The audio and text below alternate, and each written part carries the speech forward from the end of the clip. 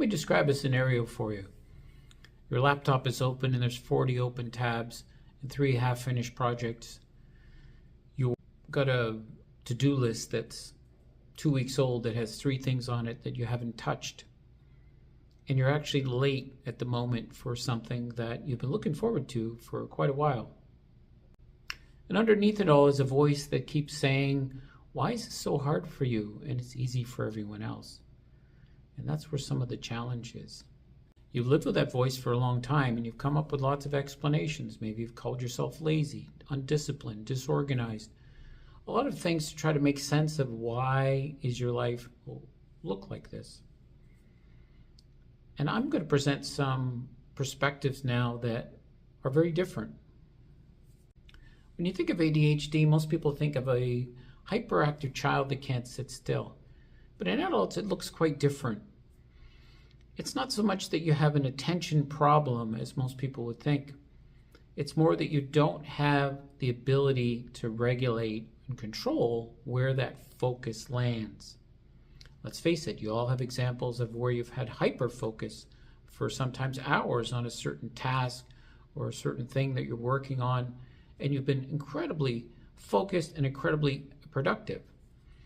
The challenge is you can't always control when that happens, where it happens, and when it happens.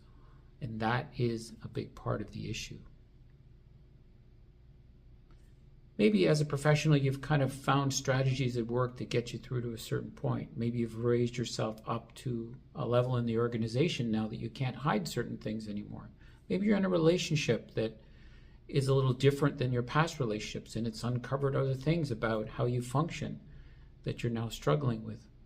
One of the challenges that we don't talk about with ADHD is that living in this way and hiding a lot of parts of you and having these voices come up that have had very negative messages to you, you're lazy, you're undisciplined, you're disorganized, has led to a lot of shame. And as a therapist, this is one of the things we work on, is this shame. And it's not widely talked about, and I think it's probably the most challenging aspect of ADHD, is you look at yourself, and you have for many years, and you're not seeing the results, and you're not seeing the output that you would expect, and you feel you're capable, and you feel you're competent, and people telling you you're intelligent, and you have great ideas, but you don't see the results. So then, of course, that space creates shame. There's something wrong with me. Why, with all this potential, can I possibly not be successful at what I'm trying to do, whatever it is? Privately, some of this can be exhausting. You misplace your keys, you can't find your wallet, you don't know where you left your glasses, you got a bunch of texts you haven't returned, there's a bunch of things on your to-do list that are still there weeks later. You've got some half-finished projects around the house. Other people have noticed things aren't done. Maybe you find in the evening your brain is still running on high gear.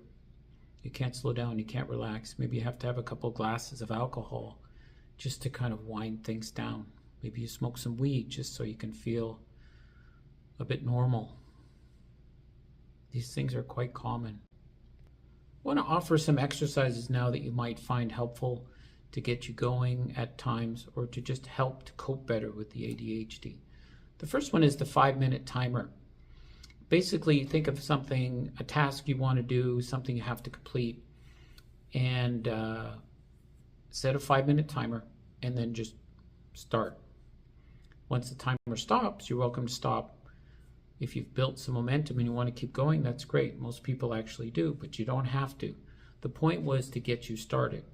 Most people struggle with starting. They don't struggle once they get momentum going.